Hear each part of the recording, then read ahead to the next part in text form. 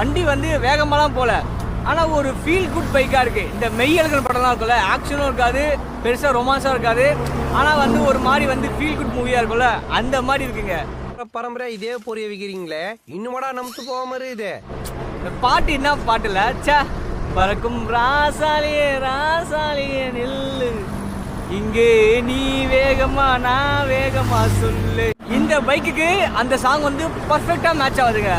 கண்டிப்பா ராசாலி தான் வேகம், வண்டி ஸ்லோ தான். Welcome to life with Jana YouTube channel மச்சான். நான் மச்சான் ராயல் என்ஃபீல்டு ஹண்டர் 350 வாங்க போறியா?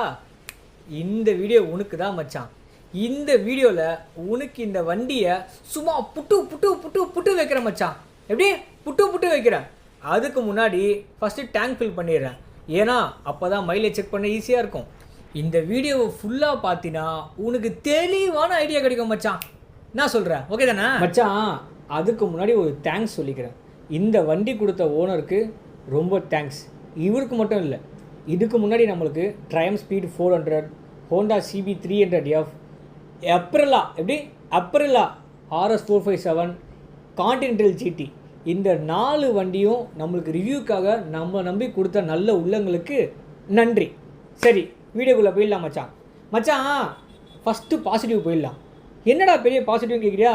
இந்த இன்ஸ்ட்ருமெண்ட் கஸ்டர் தான் மச்சான். இது பார்க்குறதுக்கே அருமையாக இருக்குது மச்சான். பார்த்தியா, ட்ரிப் பிஏ 0 பண்ணிட்டேன், அப்படியே சைடுக்காக டக்கு டக்கு மூவ் பண்ணிடணும். இந்த லுக்கு பாரு, அப்படி இது பார்க்குறதுக்கே செம்ம அழகாக இருக்குது மச்சான். ஒரு வண்டியில் இன்ஸ்ட்ருமெண்ட் கஸ்டர் எவ்வளோ இம்பார்ட்டன்ட்னு இந்த வண்டி பாட்டுறா மச்சான் தெரிஞ்சிரு. அடுத்தது இதான் பார்த்துக்கோ மச்சான், ஹெட்லைட் விசிபிலிட்டி. என்கிட்ட கேட்டினா ஹெட்லைட் விசிபிலிட்டி நல்லாவே இருக்குது. நைட் டைமில் இந்த வண்டியை நல்லாவே ட்ரைவ் பண்ணலாம். இது போகிற வேகத்துக்கு இந்த லைட்டு எவ்வளவோ மேலுங்க. அது என்னன்னே தெரிலடா, கொஞ்ச நாளாக வந்து வாய்ஸ் சரியாகவே இல்லை.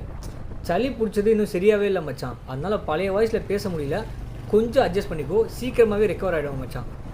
அடுத்த பாசிட்டிவ் வண்டியோட எக்ஸாஸ்ட் நோட் மச்சான். நான் உண்மையாக சொல்கிறேன், இதுக்கு முன்னாடி கான்டினென்டல் GT ஓட்டினால அதில் வந்த சவுண்டை விட ஹண்டரில் சவுண்டு சூப்பராக இருந்துரு மச்சான். கேளேன்.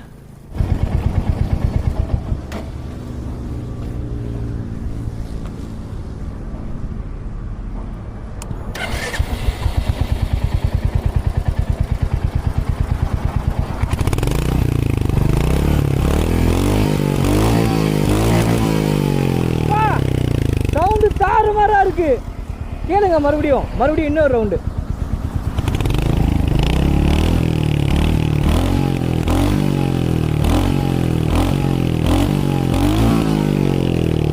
அட்டகாசமா இருக்கு சவுண்டு, கேட்கறதுக்கு அப்படியே காதுல அப்படியே இனிமையா இருக்கு. தேன் வந்து பாயுது என் காது நிலை மாதிரி இருக்கு சவுண்டு, செமையா இருக்கு. அடுத்த பாசிட்டிவான விஷயம் வண்டியோட பில்ட் குவாலிட்டி மச்சான். இந்த வண்டியில் எங்கேயுமே பில்ட் குவாலிட்டி வந்து அவங்க காம்ப்ரமைஸே பண்ணல மச்சான். அன்லஸ் சீட்டு கீழே பார்க்குற வரைக்கும். இங்கே பாடுறா எவ்வளோ பெரிய ஓட்டை. அடுத்த பாசிட்டிவான விஷயம் அந்த கியரிங் ரேஷியோ மச்சான். இங்கே பாரு, இப்போ என்ன பண்ண போகிறேன் மச்சான், ஒரு ரோட்டு ஓரத்தில் வந்துட்டேன், ஆக்சிலேட்டரே கொடுக்காம கிளச்சை விட போகிறேன். யாருக்கும் டிஸ்டர்பன்ஸ் பண்ணல மச்சான். நான் ஃபுல் லெஃப்டில் இருக்கேன். அங்கே பாரு, வண்டி போக அவ்வளோ கேப் இருக்குது. இங்கே பார்த்தீங்கன்னா ஃபஸ்ட்டு கீரில் வந்து கிட்டத்தட்ட ஒரு 15-20 தான் மச்சான் போச்சு. செகண்ட் கீர் போட்டாலும் அதுவும் 20 தான் மச்சான் போகுது. என்னடா இது, செகண்ட் கீரும் 20 தான் போகுதுன்னு சொல்லி என்ன பண்ணேன், தேர்ட் கீர் போட்டேன். தேர்டு கீர் போட்டோடனே வண்டி சும்மா லைட்டாக டிக்கிட்டு சவுண்டு வந்தது. ஆனாலும் பரவாயில்ல, ஒரு கிட்டத்தட்ட ஒரு 20 கிட்ட போயிடுச்சுன்னு வச்சுக்கோ. ஏன் சரி ஃபோர்த்து கீரை போடுன்னு சொல்லி ஃபோர்த்து கீரை போட்டால் வண்டி அப்படியே கடன்னு ஆகுது மச்சான். அவ்வளோதான், இதுக்குமே வேலைக்கு ஆகாதுன்னு போடுற ஒரு முறுக்கடான்னு சொல்லி முறுக்கணும் மச்சாங்க. பாரு, 1 year லேட்டர் மாதிரி வண்டி ஏறவே மாட்டேங்குது மச்சான். ஃபோர்த்து கீர்லேருந்து புஷ் பண்ணாக்கா எவ்வளவோ வண்டி ஓட்டியிருக்கேன், ஆனால் ஹண்டர் வந்து இப்படி புஷ் ஆகும் லேட் ஆகும்னு எதிர்பார்க்கவே இல்லை மச்சான். வெறும் சவுண்டு தான் மச்சான் வண்டி, வேறு பிக்கப்பும் இல்லை, ஒன்றும் இல்லை. வண்டியில் சவுண்டு மட்டும் நல்லா இருக்குது மச்சான். இது வந்து எந்த 350cc கூட கம்பேர் பண்ணுறதுனே தெரில. ஏன்னா CB 350 இதை விட பவர்ஃபுல்லாக இருக்கும் வண்டி. நான் ஓட்டியிருக்கேன், நல்லாவே ஓட்டியிருக்கேன். சவுண்டு மட்டும் வருது, ஆனால் வண்டி போக மாட்டேங்குது. ஓகே சரி போவோம். அதனால் இவன் பேர் வந்து சவுண்டு சங்கர்னு வைக்கலாமா பார்க்குறேன். சவுக்கு சங்கர் மாதிரி சவுண்டு சங்கர். அச்சிச்சோ, பாசிட்டிவ்னு சொல்லி நெகட்டிவ்குள்ளே போயிட்டணும். ஐயோ சாரி மச்சான். இப்போ என்ன பண்ணுறேன், இப்போ பாரு 2x போட்டு அப்படியே வண்டியை ஃபாஸ்ட் ஆக்கிறேன் பாரு. அரசியலில் இதெல்லாம் சாதாரணமாப்பா, போடுறா 2x. அடுத்த பாசிட்டிவான விஷயம் என்னென்னா மச்சான், இந்த மாதிரி ஒரு சின்ன சந்துக்குள்ளே பூந்து ஓட்டணும், டிராஃபிக்கில் ஓட்டணும். டெய்லியும் என் ஆஃபீஸ் வந்து போகிற வழியெல்லாம் டிராஃபிக் தான் bro, bumper to bumper traffic தான் ப்ரோ. ஆனாலும் எனக்கு ராயல் என்ஃபீல்டு தான் வேணும் அப்படின்னு நினச்சினா மச்சான், இதுதான் உனக்கான வண்டி. நான் என்னோட டாமினார் 400 சிட்டிக்குள்ளே இந்த மாதிரி ஓட்டுறதுக்கு எடுக்கணும்னு நினச்சாலே மூக்கால ஐவேன், எப்படி மூக்கால ஐவேன். ஆனால் இந்த வண்டியை நான் விருப்பப்பட்டு ஓட்டின மச்சான். சிட்டிக்குள்ளே ஓட்டுறதுக்கு வண்டி வந்து மிஸ்டர் பர்ஃபெக்ட். என்னது மிஸ்டர் பர்ஃபெக்ட்னா என் தலைவன் தான். இந்த வண்டியை அச்சுக்க சிட்டியில் 350cc வண்டியே இல்லை மச்சான். ஐனஸே நீனா பெரிய இவனடா, நீ இல்லடா வாடா. ஏன்னா இவன் வந்து குட்டி பையங்க, பார்க்கவே அப்படியே குட்டி பையன் மாதிரி இருப்பான். அதனால சிட்டியில் இவனை வந்து சூப்பராக ஓட்டலாம். அதுவும் கூட ஆள்லாம் வச்சுருந்தேன் வச்சுக்கோ, பீச்சு சைடு போனேன்னு வை, சும்மா வண்டி 70-80 அப்படியே உருட்டுனேன்னு வச்சுக்கோ, அப்படியே ராசாலி தான் மச்சான், அப்படியே ராசாலி. இதான் மச்சான் மிரர் வியூவும் வண்டிக்கு ஒரு நல்ல பாசிட்டிவ் மச்சான். ஏன்னா மிரர் வந்து நல்லா சாலிடாக இருந்தது, வைப்ரேஷன் எதுவுமே தெரியல மிரரில், சூப்பரான மிரர் மச்சான். அடுத்த பாசிட்டிவான விஷயம் என்னன்னா மச்சான், வண்டியோட பிரேக்கிங் மச்சான். நான் BS4 கிளாசிக் 350 ஓட்டியிருக்கேன். அதில் பிரேக்கு குப்பை மாதிரி இருக்கும். ஆனால் இந்த வண்டியில் பிரேக்கு நல்லா இருக்குது மச்சான், நல்லாவே இருக்குது. இந்த வண்டி போகக்கூடிய வேகத்துக்கு இந்த பிரேக்கு எவ்வளோ சூப்பராக இருக்கும் பார்த்தீங்களா. பக்கத்துலேயே வந்து கிளாசிக் நிற்குது. அந்த வண்டி தான் சொன்னேன் பிரேக்கு கேவலமாக குப்பை மாதிரி இருந்துருன்னு. இந்த வண்டியில் பிரேக்கு நல்லாவே இம்ப்ரூவ் பண்ணியிருக்காங்க மச்சான். மறுபடியும் அந்த இன்ஸ்ட்ருமெண்ட் கிளஸ்டரை பாரு, பா அழகாக இருக்குல்ல.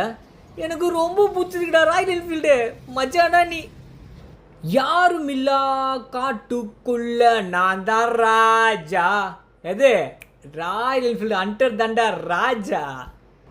எனக்கு உன் கஷ்டம் புரியுது மச்சான், காப்பி ரைட்ஸ் குத்துறானுங்களே, அதனால தான் நானே பாடிட்டு இருக்கேன் மச்சான், எதை பண்ணிச்சிடுறா.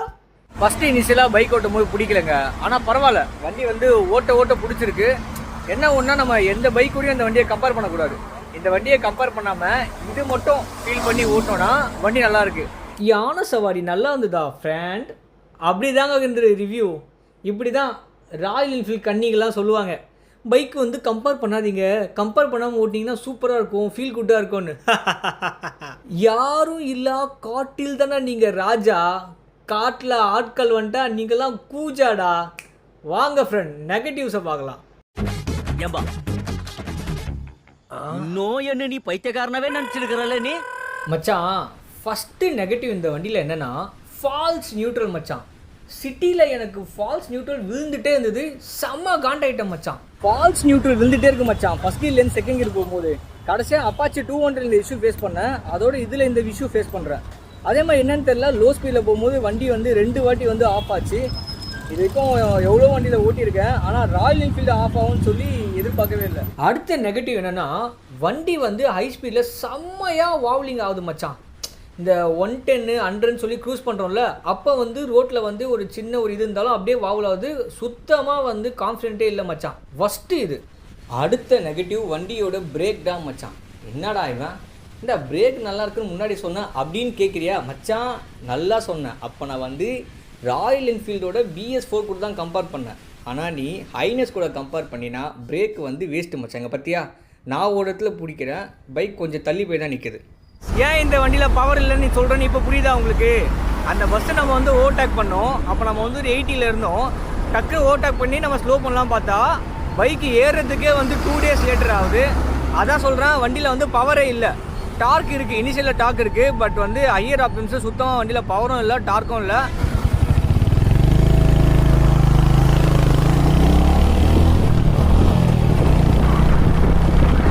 அடுத்த மேஜரான நெகட்டிவ் வண்டியோட ஹைவே ரிவ்யூ தான் மச்சான். ஹைவேக்கு இந்த வண்டி என்ன கேட்டினா சுத்தமாக செட் ஆகலை. சரி ஓகே என்னோடய லைவ் எக்ஸ்பீரியன்ஸ் ஷேர் பண்ணியிருக்கேன், அது கேட்டுக்கோ மச்சான். அதுக்கு முன்னாடி இந்த சவுண்டு கேள, சும்மா இனிமையாக இருக்கும்.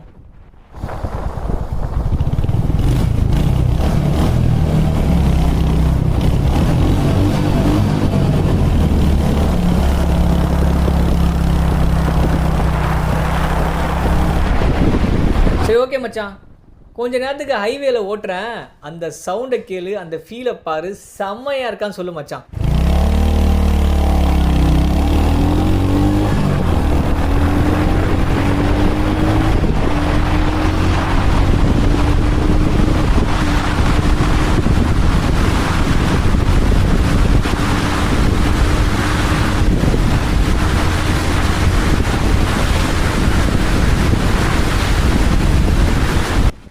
எப்படி செம்மையாக இருக்குல்ல?